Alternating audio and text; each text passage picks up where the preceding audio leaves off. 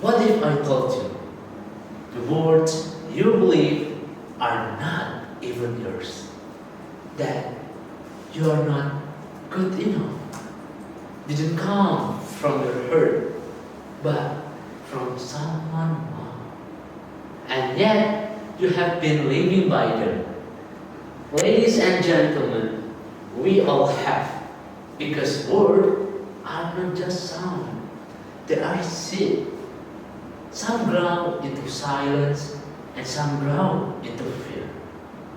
Moreover, let me begin, not with a fact, but with a feeling, a quiet feeling, not of having nothing to say, but being afraid to say it. Everyone has the voice, but not everyone has the courage to use it. Some hide behind silence, some hide behind smile, and me, I hide behind paper.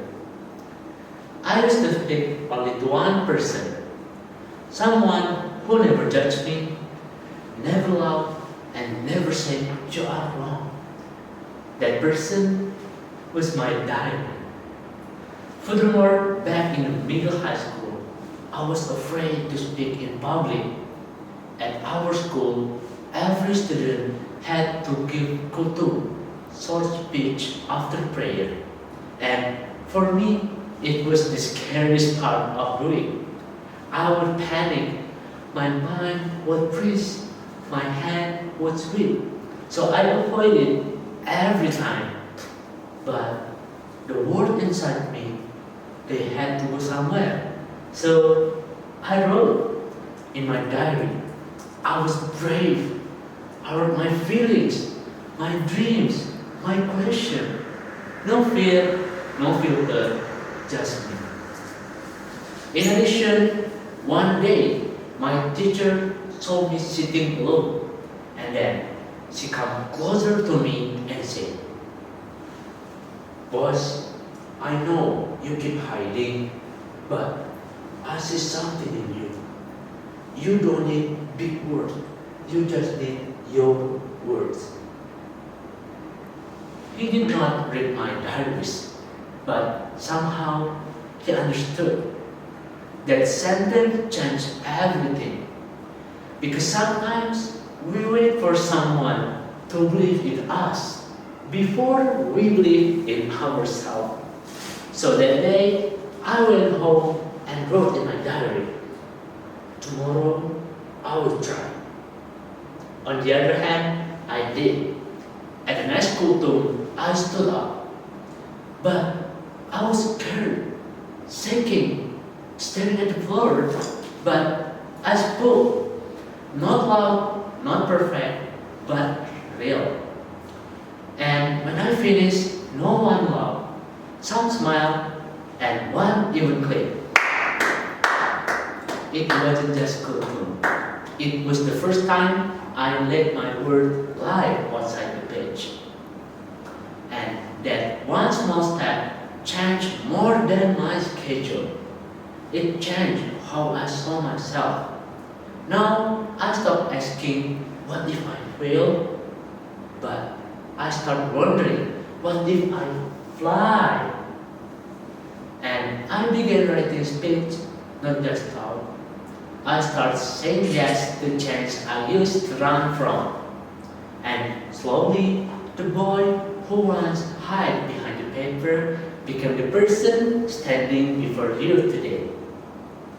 And from that turning point, I realized something important. Speak, even your voice shake. Confidence doesn't come first. Speak come first, confidence follow. And from that moment on, I have kept writing, but now I also speak because I know how much power words carry. And here's what I have learned. Perhaps someone called you too quiet, so now you hide. Maybe someone said you are a failure, so now you stop trying. You take their word and you build walls. But what if we take their word not to build walls, but to build wings. So, what does this all mean? It means words matter more than you think. Sometimes they shape us in silence. Sometimes they echo for years. That words grow into something bigger inside us. They grow into doubt or courage, fear or strength.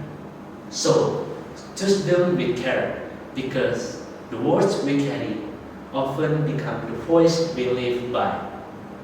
So, to conclude, I used to hide behind page, but now I stand on stage. I used to whisper to paper, but now I speak to people. And all of that began with a few words, because when you speak courage, words doesn't just express who you are, but they create who you are. And here's the truth I carry now. Word doesn't live in books, diaries, or speech. They live in the way we see ourselves, in the way we lift someone up or break them down. So, I have been the both side. I have been the silent one and I have been the speaker. That's why now I speak with care, because I know how much power even a single sentence can hold. I'm Priyansa Parasaputra from SMA Quran Darul Fatah. Thank you.